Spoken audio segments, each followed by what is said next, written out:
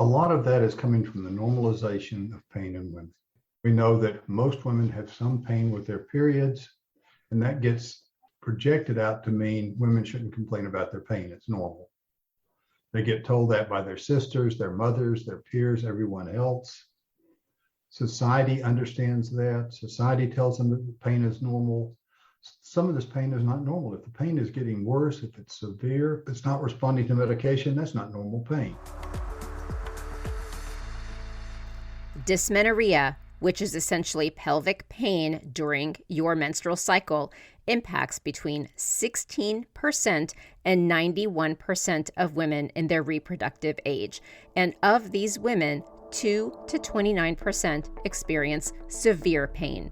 So today, I interview Dr. Dan Martin, who works with the Endometriosis Foundation of America, and we are here to talk about dysmenorrhea and pelvic pain, and we break down what are the symptoms, why our family members and doctors should not dismiss this pain, and what practical solutions can be.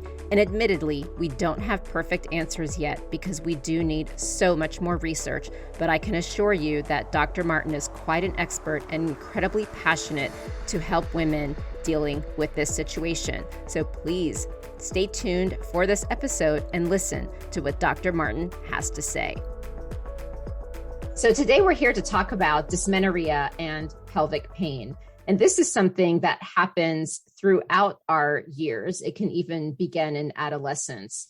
And I wanted to bring you on, Dr. Martin, because I was moderating a panel session that you were on, and we talked about how important it is to educate people early. So really, this discussion is for moms of adolescents, and even those who are in their reproductive years and beyond. So before we really dive in, I wanted you to give an introduction to your background and your passion for helping make sure women truly understand their health and your passion around dysmenorrhea and pelvic pain as well. Thank you, Georgie. So I'm Dan Martin, currently the Medical and Scientific Director for the Endometriosis Foundation of America, after I retired from practice in 2016. I was previously the Divisional Director of Reproductive Endocrinology at the University of Tennessee, and have been a president of 2 different national medical organizations. I spent most of my life in gynecology, particularly research on endometriosis and pain. Because of that, we understand that for a lot of painful conditions, we have inadequate types of therapy to control all of those women. If for example, if I have somebody who has a large lesion of the bowel, so let's say something the size of a peanut, or it's not a peanut, but let's say something the size of an almond that you can feel in the bowel, and it's tender, and we remove that, then it's just like a pimple going away. There's almost instant pain relief. For those kind of women, we have really good control. However, let's make that thing the size of a pimple. You almost can't find it at laparoscopy. MRIs can't see it. Sonograms can't see it. We have to, and so when we try to diagnose those, we usually get those more because we were after something else and they were coincidentally found than because we were after them primarily. When we get them, that sometimes helps pain relief. And a lot of women with endometriosis, there can be small lesions that cause diffuse pain. When we find small lesions that cause diffuse pain, surgery usually doesn't work. Surgery works for lesions that cause focal pain, not for lesions that cause diffuse pain. And then we wonder, is that because we should be treating something other than the endometriosis? Is there another disease going on and we've misdiagnosed something else, or we just don't know how to treat endometriosis? The complexity of that is really great.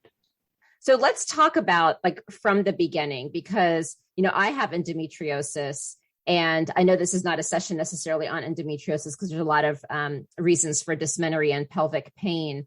But I also, having been part of the community, I hear so many stories of women who are in pain and who are struggling to get diagnosis. And so this is such an important conversation because you've laid out why it's so hard and putting perspective on why, for so many of the women who are struggling to find answers, why it can be hard. So before we dive into that dynamic, let's start with terminology. What is the difference between dysmenorrhea and pelvic pain? Okay, so pelvic pain is the larger term. Pelvic pain includes a lot of things. It includes pain with menses, which is dysmenorrhea. It includes pain with sex, which is dyspareunia. It includes just generalized pelvic pain, which means that there's pain everywhere in the pelvis. There are things like acute pelvic pain that we see with cysts and kidney stones and those kind of things, and chronic pelvic pain that we can see with endometriosis, adhesions, scarring from pelvic infection. What I'm almost hearing is women should really monitor the pain to then help them be able to define it when they go to the doctor. What are the descriptive terms that women should use to describe it, or what are the things they should be monitoring so that when they do go to their primary care doctor, their OBGYN, it will help that doctor and professional help them? In the 1970s, Arnold Kresch would have taken your question and done a research project on it. And when he did that, he would have found that there are no descriptors that are predictive of anything. The descriptors are so all over the board that it's hard to say. If you look at things like endometriosis and kidney stones, then knowing the location of the pain helps us know where to go. Okay, so location is one. So somebody can tell me where it is, and if I can find something that's tender in that same spot, then there's a good chance that it's something organic. And organic things would be things like endometriosis, kidney stones, fibroid, ovarian cysts. There are all sorts of things that we can find that are masses that we might be able to find with a sonogram or an MRI. Or if we found them on exam, we might be able to find them at laparoscopy. On the other hand, if the pain is diffuse, then either it is something that causes diffuse pain, which even endometriosis can, and so can dysmenorrhea, because the prostaglandins are activated, and there are other things that will cause diffuse pains in spite of the fact that it's focal. But you begin to look at something that's more for diffuse problems, and that would be irritable bowels, more diffuse, adhesions and scarring from pelvic inflammatory diseases, more diffuse. What else could possibly help in the description, or is that sufficient enough for then the doctor to start? Things that make it worse. Is there something that you recognize as it makes it worse? Do certain foods make it worse? Does your period starting make it worse? Is it worse at certain times of day? Some people can make sense out of that. Since most of what I did was endometriosis, I was generally more concerned about location, how long it had been there. Okay. Had anybody had a previous diagnosis? Had somebody made a diagnosis in the past? It sounds like there's a lot of people who do, but then there's the question of who actually goes in to see their clinician and why that may be the case. And this is really, really important to discuss to, again, continue to add perspective. So tell us about that data. So one of the problems we see in dysmenorrhea and women's pain is it's normalized. But that normalization is based on reality for a lot of women. We can estimate that up to 80% of women have at least mild dysmenorrhea, and you don't want all of them seeing a physician. And we can come back to that later in terms of how everybody should treat themselves in the beginning. But there's about 20 to 40% who have severe dysmenorrhea, and some of those are not going to respond to medical therapy. Of that, 20 or 40% who have severe pain, only about 15% actually come in for medical care. That may be limited because some of them are effectively self-medicating. They're treating themselves with non-steroidal anti-inflammatory medications, Tylenol, other things that can help them. Others may not seek care because of the normalization of pain in society. Menstrual problems are sometimes seen as a taboo subject. There is embarrassment, financial cost. They may not have access to pharmacy, or they may not have access to transportation to get to a doctor. There are plenty of other concerns. But we do know that of all of those, if they don't improve on non-steroidals, we generally go to try to birth control pills. And if they don't respond to both of those, then the chance they're going to have endometriosis increases to about 80%. So with all patients with dysmenorrhea, It's about 12 to 15% of those are going to have endometriosis. But if they don't respond to initial therapy, it's closer to 80% of them. Wow. Interesting. So the NSAIDs, just in case people aren't clear what those are, can you just describe that just to make sure we're not? So those are things like ibuprofen and naproxen and naproxen and Advil are some of the names of those. Okay. They're first line of treatment. They will decrease the prostaglandin output, which is one of the chemicals that causes pain that's associated with both menses and endometriosis. Okay. So if you try those and they take care of the problem, then generally you're okay. When endometriosis is, even if there's endometriosis there, generally when endometriosis is asymptomatic, it doesn't progress. We know that we have at least 5 to 10% of women in the United States who have asymptomatic endometriosis that they don't need to be concerned about, based on tubal ligation studies of coincidental endometriosis. That's more than the number of women who will present with pain. So women will either not have pain, they'll have infertility, they'll have pain, or some combination of the last two. If they respond to nonsteroidals, then the chance they're going to have progressive endometriosis is really low, but we worry about it anyway. So if the pain keeps coming back, you still want to get evaluated. On the other hand, if they do not respond to nonsteroidals in the first 3 to 6 months, or 2 or 3 months, not too many months, you don't want to wait long, then it's worthwhile seeing a provider to discuss whether or not you should be on oral contraceptives to suppress estrogens. Estrogens have multiple problems. Estrogens increase inflammation in the body. That inflammation can sensitize pain. And if there's endometriosis there, it can increase its growth and increase its overall problems related to it. So we try to suppress that. If the combination of those two does not work in the first 3 to 6 months, then you probably want to consider a laparoscopy to see if there's endometriosis there or some other problem. Prior to the laparoscopy, physicians will generally consider imaging such as sonograms or MRI to see if there's any masses, nodules, cysts, anything else in there that's a concern that can be identified. Let's step back in order here. So I'm taking NSAIDs at home before I see my doctor. What is the dose? Because I would hate for someone to go to the doctor and they could have been helped by taking the right dose. So if we wanted to start before, especially if those who can't afford the doctor, let's start on the NSAIDs if you've got the pain. And what would that dose be? Okay, so the only dose I know for sure is ibuprofen, and I guess Advil. Is it Advil? Ibuprofen and naproxen, I believe. So Advil is 200 milligrams, naproxen's 275. I believe those are correct doses. Let's stick with ibuprofen. I know that one. So okay. For ibuprofen, it is a 200 milligram pill that's over the counter. Right, and you only need to take one. Well, you have one of those up to 4 times a day. Okay. And there are pharmaceutical varieties of that are up to 800 milligrams. So if you want to start acting like a doctor at home, you can take up to 4 of them at a time. Okay. So if one doesn't work and you try 2 or 3 and find that works, then by the time you're taking 3 or 4, you probably want to see your doctor, but at least it gives them the information that that's how many it takes. This would be for any type of pain. You start there, and then you can go to your doctor if it's not working to then start breaking it apart. Okay. Yes. So then the next question. Or if it were increasing, you may want to go quicker. Oh, that's true. Of course.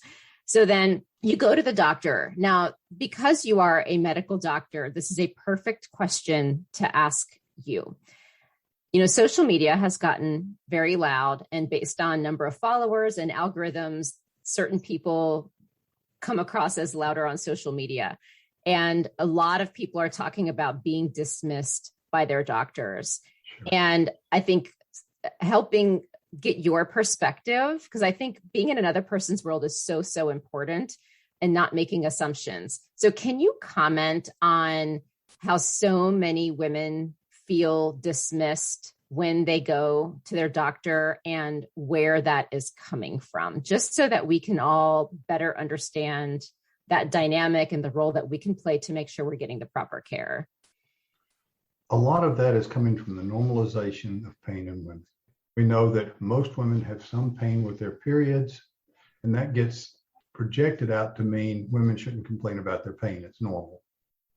They get told that by their sisters, their mothers, their peers, everyone else. Society understands that. Society tells them that the pain is normal. Some of this pain is not normal. If the pain is getting worse, if it's severe, if it's not responding to medication, that's not normal pain. Now, that normalization of pain in society extends over into physicians and providers who learn the same thing. And even though physicians and providers should have been taught better, they still act like the rest of society on occasion, and they normalize pain. And they tend to underestimate the amount of pain that women are having. If you have a provider who's doing that, you may need to get a provider who specializes in pain, who really has taken time to study it and understand the concepts. There was an old term that I loved, and it would parallel what you just said from about 20 or 30 years ago. Physicians tend to reify concepts. And I think reify is a neat name for those of you who understand deify, that, deify is making something a god. Reifying it is making it a concrete term. It is something that you can believe. People believe things that they got no business believing. And believing that pain is normal in women, nobody should believe that. That is a term that's been reified by society, and we should really avoid making that assumption. When I was younger, it was like whatever doctor said, it's like, yes, sir, yes, ma'am. And I think we're kind of just learning, we're all human and doing the best we can with what we have. And let's face it, there's not a lot of information in women's health. So there you go. So again, patient advocacy and self-advocacy is really important. Okay, so you've tried the NSAIDs, they're not working, and you go at the time you need. If the pain is increasing, you've tried for 3 months, things aren't getting better. So you go in for your evaluation. Tell us what a proper evaluation is. So let's first back up just a second. If you're having severe local pain and it's not getting better, then you sometimes don't want to wait 3 months. You sometimes want to go quickly. So the worse the pain is, and some of the things you can do at home or home pregnancy test to make sure you're not pregnant and having a complication of pregnancy, which is one of the ones that's the most worrisome thing if somebody delays it. That and if you have a fever, so if you have a positive pregnancy test, if you're having fever and you're worried that there's an infection, those kind of things you need to see earlier, because that's among the first things that somebody's going to look for when you go in to see them are things like tubal pregnancy or things like complications of pregnancy, sexually transmitted diseases. Others include things like ovarian cysts, kidney stones, bladder infections, other diseases. So at that first exam, they're going to do some tests on urine, which includes pregnancy, infection. A pelvic exam, sometimes if you don't want a pelvic exam on the first visit, that can sometimes be avoided by looking at some of the other testing. And if an exam is needed, particularly since we were talking about adolescents today, and preservation of virginity is still a big thing for some women, a rectal exam can be used to avoid vaginal exam. Okay. Same thing's true with sonograms. Sonograms don't have to be vaginal, they can be rectal. So sometimes you can avoid vaginal exams. But most commonly, an exam, an abdominal exam, a rectal exam can tell you where you're going. And then on occasion, if there's localization, if it feels like there's a mass, then a sonogram, which is like an X-ray or an MRI, a magnetic resonance imaging, may be done if a nodule or a cyst is suspected. Would testing your estrogen levels help give an indication to what might be going on? It's rare that the estrogen levels are high. Okay. It's more common that they're just normal. Okay. So normal estrogen levels is all that it takes to cause the problems I'm talking about. Really? It's rare for them to be high. Or if they're high, you start worrying about granulosa cell tumors and those kind of things. So when you talk about high estrogens, there is a discussion of relatively high in estrogens. So when someone talks about high estrogens and endometriosis, it's they're generally not absolutely high, they're relatively high, because endometriosis has lots of biochemical differences between. So when we look at endometriosis is the presence of endometrial type tissue outside of the uterus. Right. Endometrium itself does not have aromatase. It responds cyclically to estrogen and progesterone and has a fairly good response to progesterone. In endometriosis, you get progesterone resistance. which means that no matter how much progesterone you get in there, it doesn't respond to it. And therefore, the estrogen levels are relatively high. So with progesterone resistance, estrogen at normal levels is relatively high with respect to the endometriosis cell. So when we talk about estrogen, there's more estrogen dominance than it is high estrogens. Now, I interviewed one doctor that talked about the ratio of estrogen and progesterone. Is that something that can be looked at as well to better understand what's going on with a woman? We did that routinely in fertility evaluations.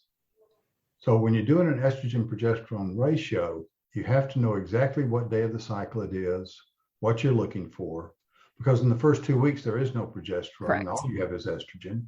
Over the next 2 weeks, the progesterone rises and falls. So you're watching progesterone do this, estrogen doing the same sort of thing. So you're watching a rise and a fall. So you're watching a rise and fall of estrogen, which means that the ratio is a constantly dynamically changing thing. So other than looking at that in my practice, other than looking at that for fertility, estrogen progesterone ratios never helped me or my patients. So then you mentioned like imaging and MRIs and things like that. Tell me how this works, because in all the conferences I've gone to related to endometriosis specifically, I know that I've heard things like you can't fully diagnose endometriosis without a laparoscopy. Some have said that they have figured out ways to do proper imaging. I've heard there's 200 experts in endometriosis in the entire world. So how should someone, as a woman, if a doctor is doing these imaging tests, if the imaging finds something else, then it could be that. If it finds nothing, then it's possibly endometriosis. And if they happen to catch it on these imagings, then it is endometriosis. Like, tell us about that, because this is really, really important, because I have heard many, many women who are misdiagnosed, and I definitely raise my hand a lot and say, guys, there are not a lot of endometriosis experts. You cannot just assume, like, if this person doesn't specialize, they are a general surgeon in OBGYN, and that is very different. So back in the 1980s, I did a series of studies where it took me 200 patients before I could get above a 60% accuracy in diagnosing endometriosis. Wow. With imaging? No, looking at it with a laparoscope. And that's only those lesions that we can see.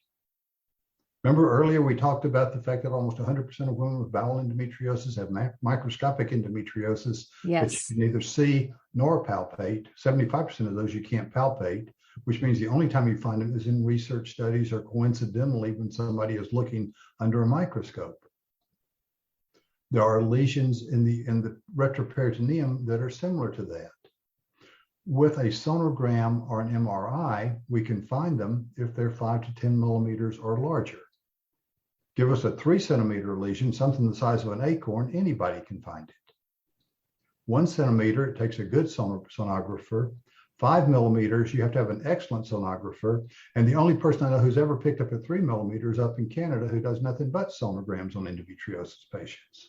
So the more experience somebody has, the more chance there is they're going to pick up a small lesion.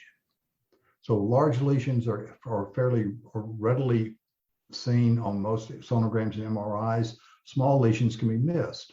When Philippe Konix looked at what percentage are small and what percentage are large, he found that in infertility patients, 2/3 of them are small, 1/3 are intermediate, and about 10 or 20 or 30% were large. In patients with pain, more than half were small, which means that more than half of the lesions in patients with pain could not be found on a sonogram or an MRI. Then the only thing you can find those for are laparoscopy, and even after a laparoscope, you weren't going to find them all anyway because some were going to be behind the peritoneum where they couldn't be seen. There's no good way to accurately diagnose all endometriosis.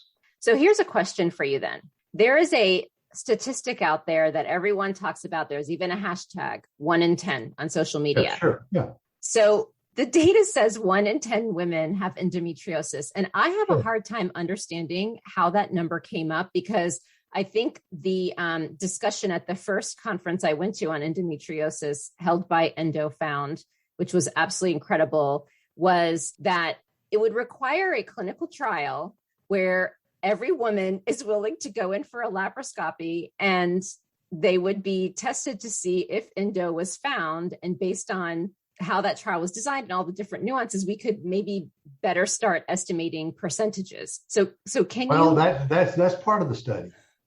And then you have to repeat the laparoscope every 10 years for the next 10 years. There you go. Because that 10% is not have endometriosis right now. That 10% is will have had, or have. So that's the women who either have had it, are having it, or are going to have it in the future. That's a prevalence. If you turn that prevalence into an incidence, then the incidence is the number of women who get new cases every year. So a 10% prevalence over 50 years is about 0.2% per year. So take that, take about a 50 years is just because it's easier to divide with. I forget what the real number is, but it's close to 50 years. But it's about 0.2% per year are going to have it at some point in time. If you look at a primary care physician who sees both men and women and has 1,500 patient population, that can be only 1 or 2 new endometriosis patients a year. If they're a gynecologist who sees more than that, then you expect they're going to see 5 or 10 new endometriosis patients a year. Or if it's somebody like me who was referred endometriosis patients, let's see, 250 a year. So it's about 5 per week that I would see, 5 new endometriosis patients a week, every week. So the numbers are 1 in 10 is a good number for somebody who, what's the chance you're going to get to worry about it in your lifetime? But it's not the chance that you got to worry about it this year. Then you get back to the question about symptomatic endometriosis and asymptomatic endometriosis. Okay, because for asymptomatic endometriosis, it could be 2 or 3 or 4 times that. Sure, it could easily be that asymptomatic endometriosis exceeds 30 or 40%, or that the endometriosis was, remember we talked about infertility patients, more than half don't have pain? That's me. I was no pain. Yeah, you got it, yeah. And had infertility. And you wouldn't have suspected it. So, and more than half of patients with endometriosis have no trouble getting pregnant, right? So it's a hot mess. Endometriosis have no trouble getting pregnant. So that those who have endometriosis and get pregnant, who also had no pain, the only time you're going to diagnose them is at tubal ligation. In studies of tubal ligation that are focused, the chance you're going to find it is around 16%, which is a whole lot more than the 10% that we expect with symptomatic endometriosis. Okay. If we were to look at all that, so that's potentially diagnosable. So 25% is potentially diagnosable, which means that it has gotten out there, it's progressed to a large enough size that it can be diagnosed. This ignores all of those microscopic lesions that we can't see, no matter what we do. So in addition to the potentially diagnosable, there is a reservoir of women who have only microscopic endometriosis that you would never diagnose unless you did some sort of study where you, for some reason, went in there and took out half their body and looked at it microscopically. And I don't think anybody's going to do that. So if we were to get to the bottom line and say, okay, ladies, because when I listen to the guests and there's like all this information, I always think, how can I draw a graph to represent this great information? And I feel like I would draw like this swirly circle of like all this information because it's so hard to digest, right? People have shown those at meetings, yes. Yeah. And so I guess a question for you then is, bottom line, as a woman, when should I be concerned? Is it just when I have pain and I need to do something? Because we have microscopic lesions and lesions you can see, and there's pain, there's not pain, there's fertility issues. Like, so if I were a woman, what do I need to be concerned about when it comes to this? So let's pick 3 answers. Number 1, pain that's not responding to treatment. Infertility before you're going to do in vitro fertilization. And the last one is yearly exams, just so somebody checks you for things that they don't find, that they just don't find, that you don't know about. The largest lesion I found in somebody who didn't know they had it was a nodule in their bowel, and it was bigger than a walnut. So it was about 3 centimeters in size. It had been found by her family physician who thought she had a cancer. It was big. Oh. You could see it coming through the vagina. So he'd sent her to an oncologist who'd done lots of biopsies, showed it was endometriosis. Oh Sent her to no. me. And since this is coming through the vagina, to remove that gives you about a 3% chance of a colostomy because it's bringing your bowel out on your side. So we have this thing that she doesn't know is there. The doctors can find it. We can measure it. We can biopsy it. But if we operate and remove it, then there's not a really large chance of a colostomy, but at least a 3% chance. And although most of those are temporary and you get put back down at 3 to 6 months, sooner or later, somebody's going to have a permanent one. And we just decided to watch it. So for the next 7 years, we did MRIs and exams every 6 months, and it never changed. It just sat there. And then she moved to North Carolina, and I lost track of her. So I hope that she still never had anything change. There was a series in Italy where there were around 60 or 80 patients with similar findings. And of those, only 6% either grew or developed symptoms. So 94% of women who have asymptomatic endometriosis found on a pelvic exam don't change. They just sit there. So you don't have to do anything unless you're dealing with infertility. What about if you have infertility, then do you have to take it out? Then Bruce has a test called a BLC6, which looks for inflammation. Yep. And if you find inflammation associated with infertility, then the chance you've got endometriosis is really high. In one of the studies, it was 26 out of 26. I mean, he's got studies with 100% prevalence of endometriosis when that test is positive. Now, the interesting thing is you can treat it with either hormonal suppression or with surgery. And you get the same pregnancy rates no matter which one you use. If it's me and my body, I would use the hormonal suppression, but the hormonal suppression is that one that half the world hates, which is Lupron. To me, 3 months of Lupron is much less risky than surgery. Lupron in my practice rarely caused long-term side effects. We had some patients who had long-term knee pain from arthritis, but that was about the only thing we got. So a lot of these things that you hear about, these major body dysfunctions related to Lupron, I hate the fact that they occur, but at least they're rare. They're not very common at all. So contrasted with some people who get almost total body dysfunction because of Lupron, there are people who die because of laparoscopies. That's true. So I've had two of my friends had patients die of fairly normal laparoscopies. We had a patient who almost died having a tubal ligation because they got the aorta and vena cava. And it was only the grace of God that one's alive for.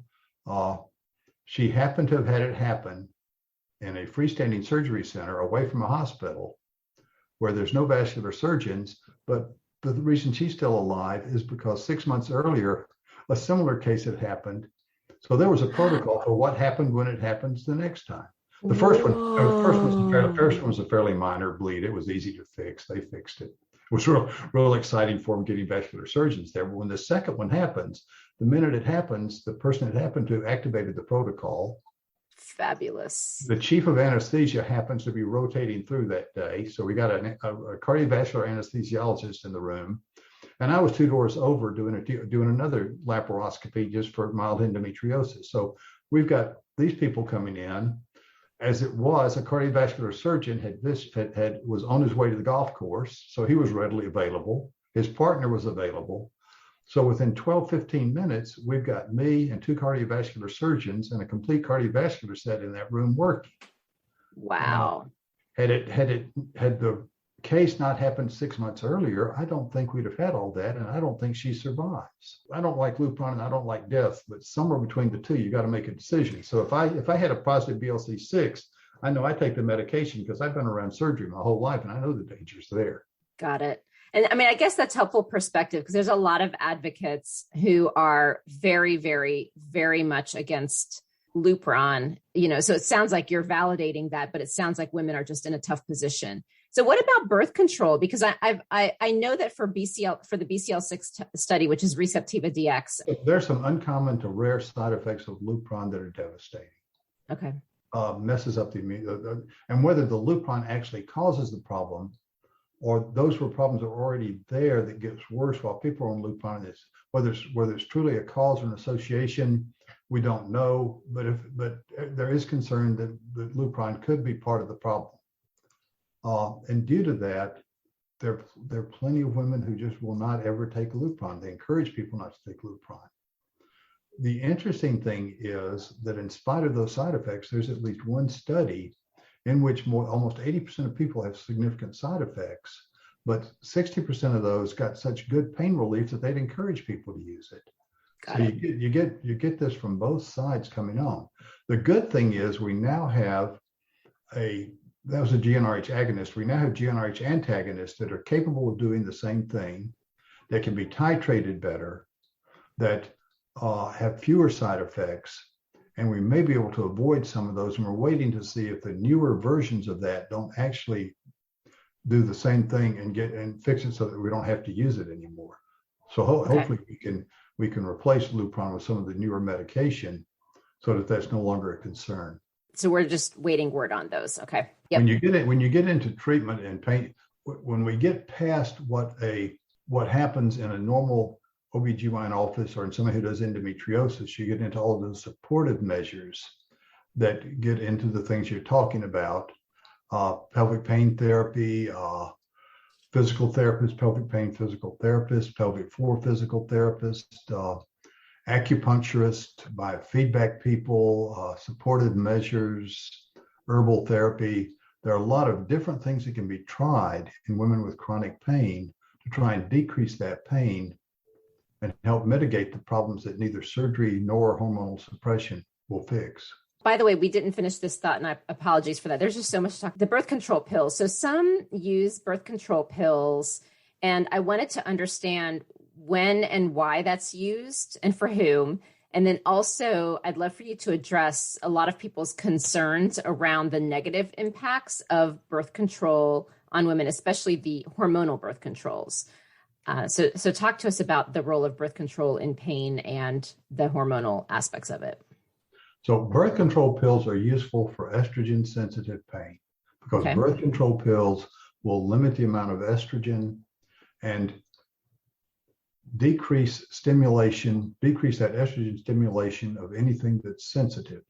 And things that are sensitive to estrogens include endometriosis, fibroids, adenomyosis, vaginitis, bladder infections. There are all sorts of things that estrogen can, if estrogen is not appropriately correct, can get worse. So birth control pills are used to suppress that, particularly for endometriosis. It's an easier thing to use than GnRH agonist, but it's like any medication, they have side effects. And some of those side effects include people feeling like they're pregnant, bloating, getting migraines. They can cause high blood pressure and strokes. In a small group of women, particularly in smokers, they've been associated with death. So birth control pills can be very scary, but the chance that they're going to cause a major problem is quite small. In my practice, it's small enough that in my practice, I never saw a birth control pill related stroke or severe problem. I saw birth control pill associated hypertension, but not strokes. I actually did a whole birth control series because there's a lot of folks who have concerns. And I guess, do you have thoughts around the types of birth control then? Because there's hormonal and non-hormonal. And because of the estrogen issue, does it matter what kind of birth control? I'm not sure what you mean by non. Well, there's the non-hormonal IUDs. So it would have to be the birth control pill. Yeah. But the non-hormonal IUDs don't work on endometriosis. Okay. So if you use a copper wrapped IUD, those aren't the ones you use on endometriosis. The one you use for endometriosis are the ones that have progesterone related IUDs. Okay. And there's concern that it's not actually progesterone, it's progestin, which is different. We get concerns about whether things are synthetic or natural hormones. Some people are sensitive enough that they can tell the difference. I think that in my practice, most women could not tell the difference. So then you've mentioned adenomyosis a few times, and you mentioned uterine fibroids. So can you differentiate, just so again, we can get clear on terminology of the difference between endometriosis, adenomyosis, and uterine fibroids? Okay. So let's look at the endometrium and adenomyosis and endometriosis because the three are related. So endometriosis is where endometrial-like tissue, the tissue that's normal inside the uterus, gets outside the uterus. Adenomyosis is where that type tissue gets inside the muscle of the uterus. So endometrium is in its normal position. Adenomyosis is where tissue like that is found in the muscle wall. It's adenomyosis. Then endometriosis is where it's found outside the muscle wall. Those are contrasted with fibroids, which are the muscle wall muscles growing inappropriately. So adenomyosis is an overgrowth of the muscles that are in the wall of the uterus. And are those easier to treat than endometriosis, or are there similar complexities? Fibroids happen in a really large number of women. Yes. And most do not need to be treated because they're so small, they're just incidental findings. So small fibroids don't need to be treated at all. Large fibroids can cause compression, they can cause pressure symptoms, they can cause pain, they can cause excessive bleeding and hemorrhage and anemia. So in those situations, you can treat the fibroids, and if someone is trying to preserve fertility, the fibroids can be removed. If you're not trying to preserve fertility, hysterectomy may be a better answer. For adenomyosis, when those glands get inside the uterus, and cause severe cramps or bleeding and anemia, then hysterectomy is generally the most commonly accepted answer, although there are groups who are trying to resect the adenomyosis out of the uterus without destroying the uterus. And some centers have claimed good success with it. When we tried to do that, I sat back and could not see that was very useful in my patients. But that was 15, 20 years ago. Okay. Got it. Thank you very much. And by the way, for those listening, I do have a separate episode on uterine fibroids from one of the specialists at UCSF. And so if anyone wanted to learn more about uterine fibroids, you can listen to that episode as well. So you mentioned also too, that because of all these complications, there's also a delay in diagnosis when it comes to endometriosis, 6 to 10 years. Some have shown greater than 13 years, which is a certain shame. I guess, are there any other things that you wanted to share about, going back to the pain? I would reinforce something we did discuss, and that is, don't normalize pain in yourself, in your friends, in your children. It's not what they need. They need pain taken care of. Thank you so much for that. It's so true. And I really appreciate your commitment to this. What's the future here? I know I had you on that panel where we moderated the session with a bunch of cross-functional experts. Actually, Chris Jackson was there with Receptiva DX working with Bruce Lessy. Are you hopeful around us starting to get better answers on? Well, there's lots of research and a lot of people who think that they've got things that are going to work better. There's about 15 or 20 different non-hormonal medications coming out right now. The list just goes on forever in terms of things that can be used to help with endometriosis and pain. We, in the last year, published almost 2,000 new research articles on endometriosis, about half of which are on treatment. So it's a lot of research going on out there. We can always do more, and we keep hoping that they're going to get better answers. Do you think a diagnosis or a true understanding of what causes endometriosis is coming out soon?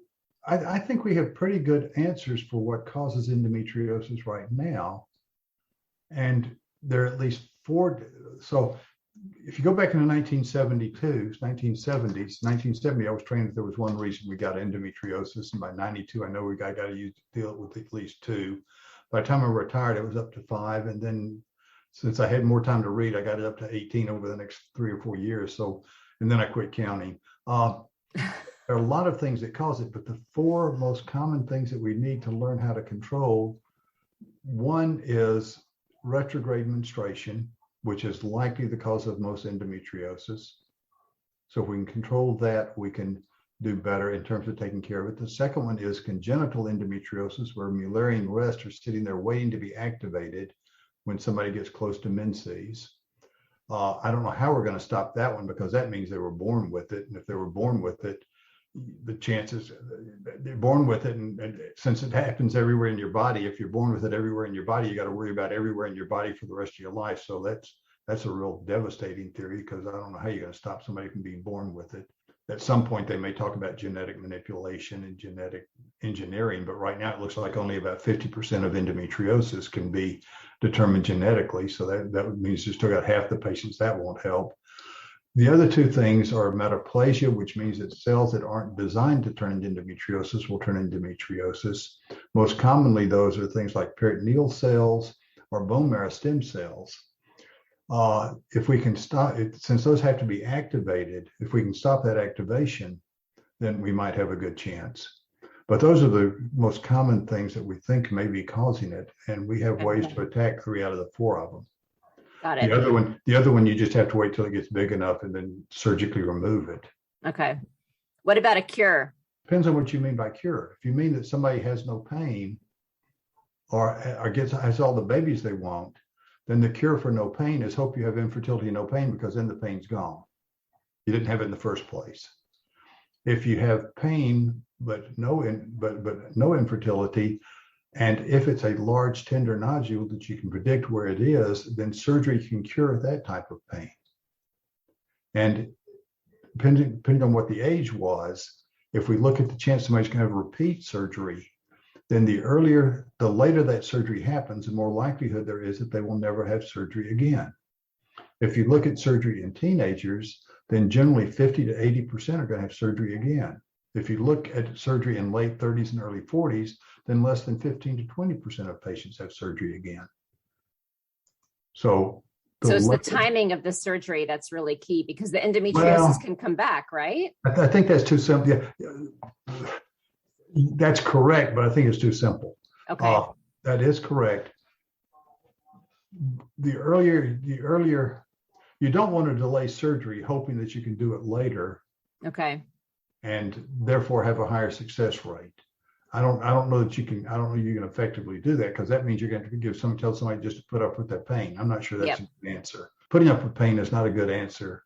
All right. Well, I really appreciate you making time for this and all the work that you've done and how you're willing to make time to speak about it and the efforts with the Endometriosis Foundation of America. What is a fun fact about you, Dr. Martin, that you are willing to share publicly?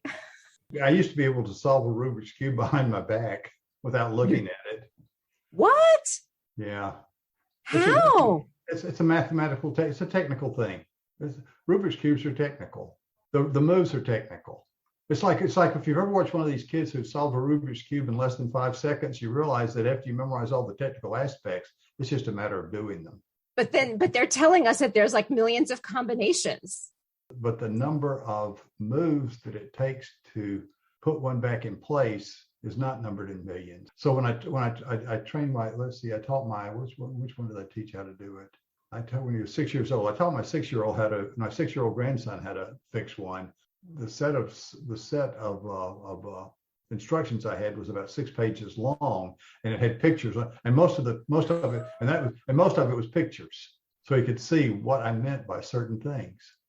I think it's got about 20 or 50 different instructions. It's not a large number of instructions. Oh my gosh. I want that instruction for somebody who has math, I was a math geek. For somebody who's a math geek, it's not that big a deal. No, I 100% got that as soon as you said. I did. I never understood poetry, but I got math.